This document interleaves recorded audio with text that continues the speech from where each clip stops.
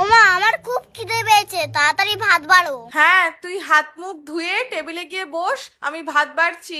ওমা, জানো আজকে ফোড়নের বাড়িতে মাংস হয়েছে। এই তো, আমিও দেখ তোর জন্য কত কিছু রান্না করেছি। এই মা, শুনেই তো আমার বেশি খিদে পাচ্ছে, তাড়াতাড়ি খেয়ে নি তাহলে। এই মা, এগুলো আবার কি? ওমা, এইটা কি গো? এটা সজনে পাতা ভাজা। ওমা, এটা কি ভাজা? এটা সজনে ফুলের বড়া। ওমা, এই ছোট বাটিতে আবার কি? এটা হলো সজনের ডাঁটা। ওমা, এই ঝোলটা কিসের? এটা হলো ডাঁটা দিয়ে মাছের ঝোল, খেয়ে দেখ দেখি। এ আবার কি খাবার? সজনের পাতা, সজনের ডাঁটা, সজনের বড়া, পুরো গাছটাকে তো বসিয়ে দিতে পারতে, ওটা আবার বাকি রেখেছো কেন? এই দেখেই তো আমার খিদে সেরে গেছে। তুমি খাও এগুলো, আমি সব খাবো না।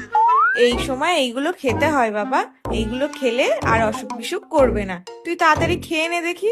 ও আমার সজনি গো, তোকে এখন আমার খেতে হবে। ফোড়নটা কিনা মাংসের হাত চিবাচ্ছে, আর আমি ডেটা। এই দেখো, অফিস থেকে ফেরার সময় ভালো ডাটা পেলাম, তাই একটু নিয়ে এলাম। কাল একটু ডাটা পোস্ত করে তো ভালো করে। ও বাবা, বাবা তুমি কি ডেটা ছাড়া আর কিছু আনতে পারো না? ডাটা তো সারা বছর পাওয়া যায় না বাবা, ডাটা তো এখনই পাওয়া যায়, তাই এখন একটু ডাটা খেতে হয়।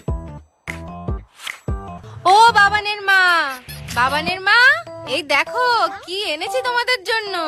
কই, কি এনেছো দেখি? এই তো বাবান সোনা, তোমার জন্য আমাদের বাড়ির গাছের কচি সজনের ডাঁটা এনেছি। আবার সেই সজনে?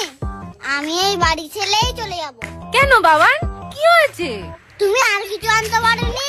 সজনে সজনে সজনে, তোমাদের ডাটা তুমি বাড়ি নিয়ে যাও, আমাদের লাগবে না।